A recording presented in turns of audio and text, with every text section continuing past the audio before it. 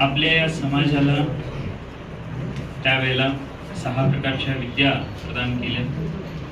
असी मुसी कृषी कला वाणिज्य शिल्प हे आपल्याला माहित आहे. पण हे सोडून पुरुषांच्यासाठी 72 कला या आदिनाथ भगवंतांनी शिकवल्या आणि स्त्रियांच्यासाठी 64 कलेचं विद्येचं दान या आदिनाथ भगवंतांनी दिलं. आणि त्या कलेच्या माध्यमातूनच आपण आज या जगामध्ये जगतोय. त्याचाच वापर करून आज आपण आपले कर्म करतोय. आणि ह्या कलेच्या माध्यमातूनच कार्य करत असताना अनेक व्यक्ती जसं त्याचं सामर्थ्य त्या पद्धतीनं तो त्या कलेमध्ये उतरून ते कार्य करायला लागलं. आणि ह्या कलेच्या आधारेच काय झालं, नंतर जैन समाजामध्ये जातीचं सुद्धा निर्माण व्हायला सुरू झालं. कारण जसं आता कासार समाज म्हटला जातो, तो मगाशी सांगितल्याप्रमाणे बांगडीचा व्यवसाय करणारे जे असतात ते कासार समाजामध्ये झाले. पंचम समाज व्यापारी, चतुर्थ समाज शेतकरी वर्ग, अशा म्हणजे कला वेगवेगळी आहे, परंतु मनानं भावनेनं सगळे एकच आहे. ज्या पद्धतीनं रत्नांची माळ करायला लागलं तर मोती अनेक लागतात, पण जोपर्यंत त्या मोतींना एकाच धाग्यामध्ये ओलं जात नाही तोपर्यंत त्या माळेला महत्त्व राहत नाही. आणि त्या माळेचं महत्त्व वाढायचं असेल तर एका धाग्यामध्येच त्यांना सगळ्यांना ओलं पाहिजे. तसंच अनेक प्रकारच्या जातींना ह्या जैन धर्मामध्ये ओलं गेलंय आणि ह्या जातीमुळेच जैन धर्माची ओळख सुद्धा आहे आणि आज जैन धर्म टिकून सुद्धा आहे. आणि तसं बघायला गेलं तर आपल्या जैन धर्मामध्ये मला वाटतं एवढा अभ्यास माझाही नव्हता पहिल्यांदा, पण ज्यावेळेला ज्ञानमती माताजींनी अयोध्येमध्ये सर्व जातीचं संमेलन घेतलं गेलं त्यावेळेला अभ्यास सुरू झाला आणि त्यावेळेला असं कळालं की संपूर्ण भारतामध्ये पहिल्यांदा 108 जैनांच्या जाती होत्या, परंतु कालांतरामध्ये नष्ट होत गेल्या आणि आपल्याला आज फक्त 84 जातीचा उल्लेख सापडतो. आणि ह्या 84 जातीमध्ये सुद्धा आज फक्त आणि फक्त 66 जाती जिवंत आहेत, शिल्लक आहे. तर माताजींनी प्रत्येकाचं एक मन आहे की बाबा जाती कशाला पाहिजेत, आपण तर सगळे जैन आहोत, जाती कशासाठी. तर ज्यावेळेला मी अयोध्येमध्ये गेलो होतो ह्या संमेलनासाठी, पण काय माहित नाही, पण त्यावेळेला माझी तब्येत खूप बिघडली होती आणि त्यामुळे त्या सभेला मी उपस्थित राहू शकलो नाही. पण माताजींना मी विचारलं होतं की माताजी आपण हे संमेलन घेतोय ते कशासाठी, का. तर माताजीने एक छान असं उत्तर मला सांगितलं होतं की हे बघ, प्रत्येक कला ही टिकली पाहिजे. त्याच पद्धतीनं ही जातीय व्यवस्था ही आम्ही सुरू केलेली नाही, पहिल्यापासून त्या पूर्वजांनी सुरू केल्या आणि ती कला ती जात ती टिकली पाहिजे म्हणून आपण प्रयत्न केले पाहिजे. आज 84 जाती आणि फक्त 66 जाती शिल्लक आहेत आणि हा प्रत्येक जण जैन आहे, पण आपण ह्यांना जातीचं नाव एवढ्यासाठी देतोय कारण अज्ञानानं हा माणूस जैन समाज हा विखुरला गेला. ज्या पद्धतीनं यातच मगाशी सांगत असताना सांगितलं गेलं की कासार समाज सुद्धा अनेक भागामध्ये सापडतो, मोठा आहे, पण तरी सुद्धा एकतेमध्ये थोडी कमी आहे. त्याचं कारण काय, तिथं असलेल्या परिस्थितीनुसार ते मान्यता बदलल्या. मान्यता बदलायचं कारणच की स्वाध्याय नसणं आणि ज्ञानाची कमी असणं. कारण कासार समाज जो आहे तो कालिका देवीला मानतो, कालिका देवीची अर्चना पूजा करतो आणि आपल्यामध्ये जास्त करून 24 तीर्थंकरांच्या 24 एकशिणी असून सुद्धा फक्त आपल्याला काही निवडक देवींचीच फक्त नावं आपल्याला माहिती आहेत. पद्मावतीचंच नाव जास्त आपण हे करतो, पद्मावतीलाच जास्त मानतो. ज्वालामल्ली पण आहे, चक्रेश्वरी पण आहे, कुष्मांडिनी पण आहे आणि सिद्धायनी पण आहे. कारण पंचकुलदेवता ही मान्यता आपल्या जैन धर्मामध्ये दिली गेली. आणि ह्या मी मागच्या वेळेला ज्यावेळेला सगळे जमले होते की 5 देवींनाच का असं पंचकुलदेवी म्हटलं गेलं, त्याचं सुद्धा चर्चा मी मठामध्ये केलं होतं. कारण ज्या दिवसागणिक ज्या बदलते वातावरण बदलत गेलं त्या गणिक लोकांच्या मध्ये स्वाध्यायाची कमतरता होत गेली आणि ज्या माहोलमध्ये ते राहत होते त्या माहोलमध्येच ते मिसळून गेले. आणि अशा प्रकारे आज एकेकाळी जो अख्ख्या जगामध्ये सगळ्यात जास्त असा जैन समाज होता तो आज फक्त अल्पसंख्याक म्हणून भारतामध्ये उरलेला आहे. आणि त्यामुळं आपल्याला स्वाध्याय करून आपल्याला ह्या सगळ्या गोष्टी समजून घेऊन जैन धर्म टिकवला पाहिजे ह्या उद्देशानं आपण सगळेजण कार्य केलं पाहिजे. आज खरोखरच मला आनंद आहे, 2006 पासून म्हटलं तर आज 20 वर्ष होत आहे. आणि या 20 वर्षामध्ये जैन कासार समाजाला मुख्य प्रवाहात आणण्याचं कार्य या संस्थेने केलेलं आहे. कारण मी मगाशातच रावसाहेब पाटील उठून गेले, मला खरं म्हणजे सांगायची एक त्यांना इच्छा होती की ज्या पद्धतीने आज महाराष्ट्र गव्हर्नमेंटनं असू दे जैन अल्पसंख्याक एक विभाग काढलेला आहे, आर्थिक मंडळ काढलेलं आहे, त्यामध्ये सगळ्यांना ते पैसे उपलब्ध करतायत, पण त्याची वाच्यता किंवा त्याचा प्रसार अजून समाजामध्ये झालेला नाही. आपल्याला पैसे गव्हर्नमेंटकडून त्या संस्थेला दिले गेलेले आहेत, त्यांनीही अनेक उपाययोजना त्यांनी केलेल्या आहेत, परंतु हे खालीपर्यंत आपल्या मुलांच्यापर्यंत हे पोहोचणं गरजेचं आहे. कारण अनेक लोकांना गव्हर्नमेंटच्या एवढ्या स्कीम्स आहेत आपल्यासाठी, जे अल्पसंख्याक आहेत त्यांना मुख्य प्रवाहात येण्यासाठी खूप अशा संकल्पना गव्हर्नमेंटकडनं आहेत, पण त्याचा उपयोग आपण कधीही घेतलेला नाही. कारण त्याचं ज्ञान किंवा त्याचं जास्तीत जास्त ज्ञान माहिती आपल्यापर्यंत पोहोचलेली नाही. फक्त एखादी उपाययोजना आहे, पण ती कशा पद्धतीने घ्यायचं हे आपल्याला माहीत नाही. तर आज तुमच्या संस्थेला सुद्धा मला एक सांगायचं आहे की तुम्ही आपण आज एवढ्या मोठ्या कष्टानं आणि अनेक लोकांच्या सहकार्यानं ही संस्था उभारली 20 वर्षापूर्वी, परंतु या संस्थेचं आज मुख्य केंद्र या सांगलीमध्ये आज नवीन ऑफिस तयार झालेलं आहे. तर इथं एक व्यवस्था एक निर्माण करा, जेणेकरून जे कासार समाजामध्ये जे आर्थिकदृष्ट्या मागास आहेत त्यांना ह्या गव्हर्नमेंटच्या स्कीम कशा पद्धतीने घ्यायच्या, त्याच्यासाठी काय करायचं त्याचं ज्ञान देण्यासाठी इथं एक व्यक्ती असली पाहिजे. आणि त्यासाठी तुम्ही प्रसार सुद्धा त्या माध्यमातून केला पाहिजे. या 2 गोष्टीचं माझी एक अपेक्षा तुमच्याकडे आहे, एवढंच. आणि खरं सांगायचं म्हणजे या संस्थेला मी खरंच शुभेच्छा देतो. कारण आमच्या गुरूंनी सांगितलं होतं की एखादी संस्था चालायची असेल तर ते खरं म्हणजे पंचसूत्री चालवावं लागतं, पण 6वा घटक पण असतो. आणि या पंचसूत्रीमध्ये पहिलं घटक काय येतं तर ध्येय असलं पाहिजे. कुठलीही संस्था ध्येय असल्याशिवाय ती कार्य करू शकत नाही. आपल्याला काय करायचं आहे, येणाऱ्या काळामध्ये काय करायचं आहे त्याचं ध्येय आपण नेहमी आपल्यासमोर ठेवलं पाहिजे. तरच त्या माध्यमातून ध्येयाच्या माध्यमातून ध्येयाकडे वाटचाल करायची असेल तर ते योग्य रीतीनं होतं.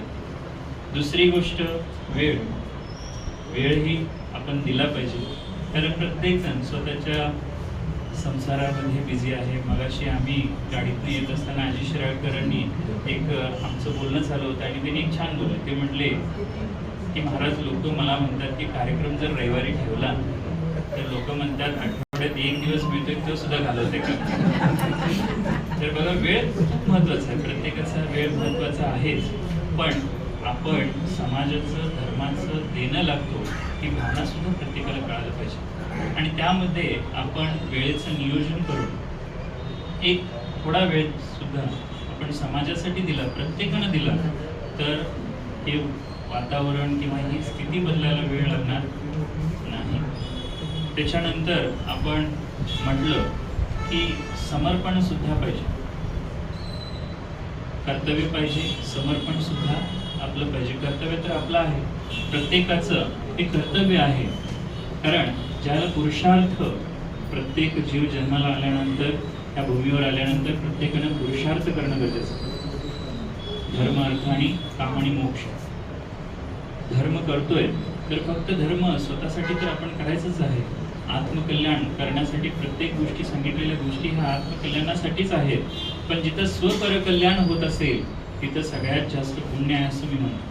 कारण स्वतःबरोबर जर दुसऱ्याचंही कल्याण आपण करू शकलो तर तिथं जे आपण आत्मकल्याणासाठी करणाऱ्या गोष्टीमध्ये जितकं पुण्य मिळतंय त्याच्याही पेक्षा जास्त तिथं पुण्य ते आपल्याला मिळतंय असं माझं मत आहे. आणि समर्पण म्हणजे आपण 1 रुपयाचं काम करू, पण ते करत असताना सुद्धा समर्पण भावनेनं 1 एकतेनं की बाबा मी माझं 100% तिथे योगदान ते देतो, माझ्यावर जी जबाबदारी दिली ते जर मी दिलं तर सगळ्या गोष्टी ह्या मार्गी लागतात. आणि शेवटचं म्हणजे सहकार्य. जे लोकांचं जर समाज नसेल तर आपण काही करू शकत नाही. आणि एकता ही खूप महत्त्वाची गोष्ट आहे. जोपर्यंत एक संघ आहात तोपर्यंत आपल्याला कोणीही हलवू शकत नाही. पण ज्याला विखुरले जाऊ त्याला आपल्याला नष्ट व्हायला वेळ लागणार नाहीये. त्यामुळं आज जे संस्था आपण इथं उभा केलेला आहात, आज 18 जिल्ह्यामध्ये आपण बसवलेला आहात, तर अशाच पद्धतीनं संपूर्ण भारतामध्ये जिथं जिथं कासार समाज आहे तिथली एकता आपली आपण ठेवली पाहिजे. आणि एकतेनं जोपर्यंत राहाल तोपर्यंत अजून हा समाज पुढे जाईल. आणि जे आपली येणारी पिढी आहे त्यांना सुद्धा चांगलं एक आपण योगदान, आपण एक ट्रॅक आपण निर्माण करून दिला पाहिजे, एक मार्ग आपण चांगला दाखवला पाहिजे. आणि खरोखरच ही दूरदृष्टी घेऊन ह्या संस्थेचे संस्थापक अध्यक्ष असतील, जुंजे असतील, आणि खूप मोठं कार्य हे 20 वर्षापूर्वी विचार केला. त्याच्याही अगोदर प्रयत्न झाले पण त्याला यश हे 2006 साली आलं. आणि खरोखर त्यांचंही खूप कौतुक आहे. आपण समाजासाठी विचार करून, कारण प्रत्येकजण स्वतःसाठी विचार करतो पण जो स्वतःबरोबर दुसऱ्यांचाही विचार करतो तो श्रेष्ठ असतो.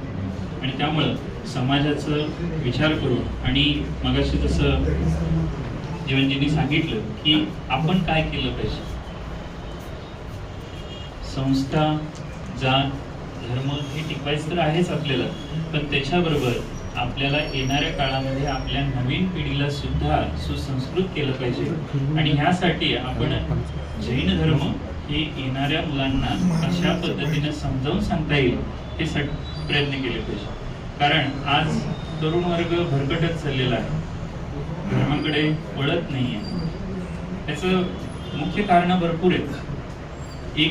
मी नेहमी एक सांगत असतो, आणि मला मगाशी सुद्धा काकांच्याकडनं आलेलं मला खूप आनंद झाला. काय तर पहिल्यांदा बेस पक्का करा, त्याशिवाय वरती कितीही इमारत बांधून काही उपयोग नाही. आणि आपल्या जैन समाजामध्ये बेसिक नॉलेजचीच कमी आहे, आणि त्यामुळेच आपण कुठेतरी डळमळायला लागलोय की आत्ताची सध्याची खरी परिस्थिती. त्यामुळं जर येणाऱ्या काळामध्ये धर्म टिकवायचा असेल, धर्म तर टिकणार आहे, तो अनंत कालापर्यंत टिकणार आहे, त्याची काळजी नाही आहे.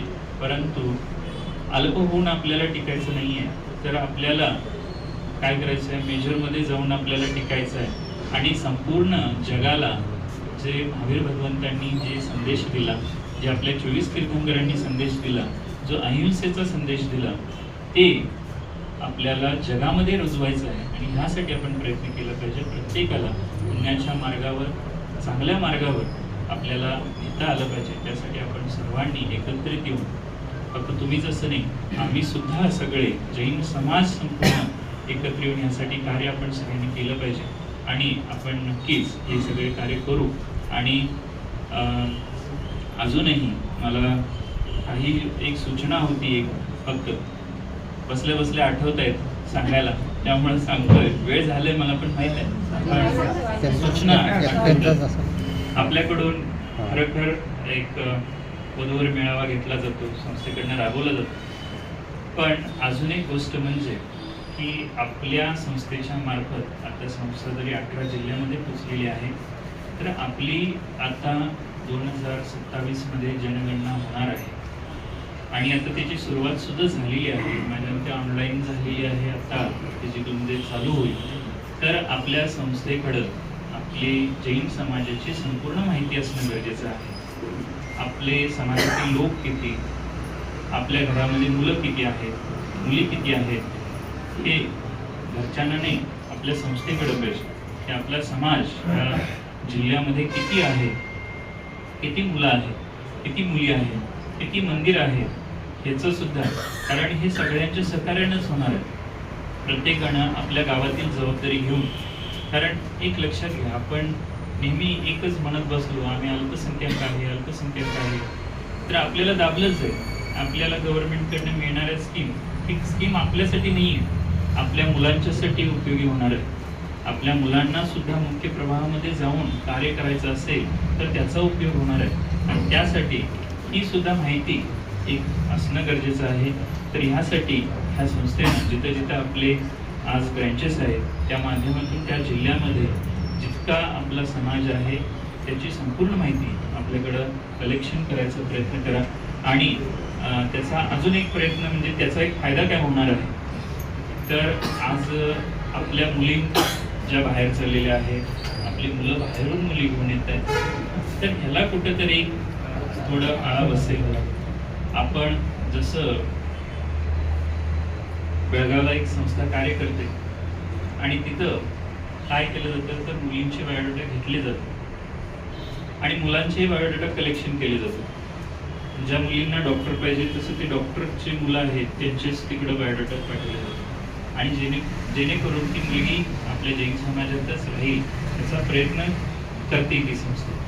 अशा पद्धतीने जर आपण कार्य केलं तर खरोखर म्हणजे जे आज शिक्षण म्हणजे काही जण म्हणतात की आमची मुलं शिकली नाही आहेत आणि मुली खूप शिकलेत, अपेक्षा वाढलेल्या आहेत, ह्या सगळ्या गोष्टी ह्या कुठेतरी कमी होतील आणि त्यासाठी आपणच कुठेतरी जबाबदार, पहिल्या होणाऱ्या गोष्टीला पण जबाबदार आपणच आहोत आणि सुधारायचं असेल तर आपणच ह्या गोष्टी सुधारू शकतो. त्यासाठी आपण सगळ्यांच्या माध्यमातून हे सुधारण्याचा आपण सगळ्यांनी प्रयत्न करावा. माझं संपूर्ण आशीर्वाद, कारण गुरु महाराजांचं सुद्धा